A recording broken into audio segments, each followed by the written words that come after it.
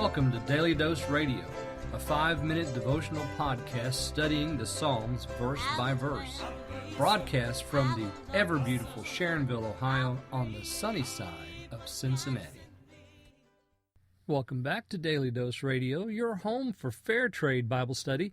As a matter of fact, 2 out of 12 coffee growers recommend Daily Dose Radio with your daily cup of Java. We are today looking at verse 3 in Psalm 128. I hope you'll join me there. I've got a translation of my own I want to share with you. And remember, when I share these translations of mine, you need to be reading from your translation as you hear me give my translation, because I'm doing a very wooden translation. It's not very poetic, and it's not very smooth, but I do that for a reason, so that you can see, oh, look at that difference between what I'm reading in the Authorized or the Revised Standard or the New American or whatever it is you're reading from, the Holman Christian. You can look at that and say, oh, let's see the difference, maybe now understand a little bit better what that word means, what that phrase means.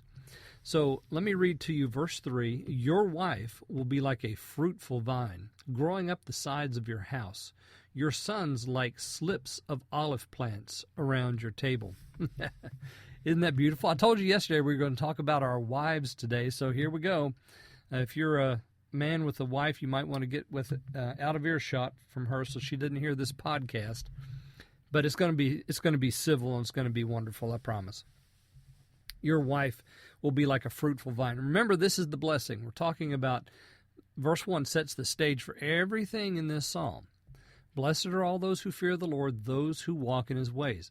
So what does that blessedness look like? How is it achieved? Well, we saw yesterday the produce of the hand is a part of it. So there's fruitfulness in the produce. So your work produces something. You're satisfied with it.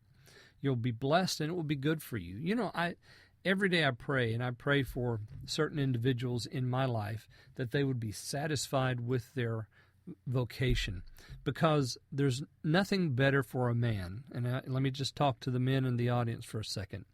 There's nothing better for a man than for him to be satisfied with what he does for a living, to be proud of it, not in a prideful way, because God hates the proud look, but, to be satisfied, that kind of pride.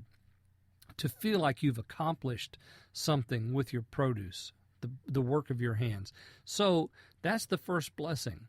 And it's going to be good for you. It's going to go well with you when that blessing comes. And then secondly, it affects your home. We have both the wife and the children here mentioned in verse 3. Your wife will be like a fruitful vine growing up the sides of your house. Well, what in the world does that mean? It means that she's producing as well. Not only the children that are a blessing, go back to Psalm 127, but she's also producing good works.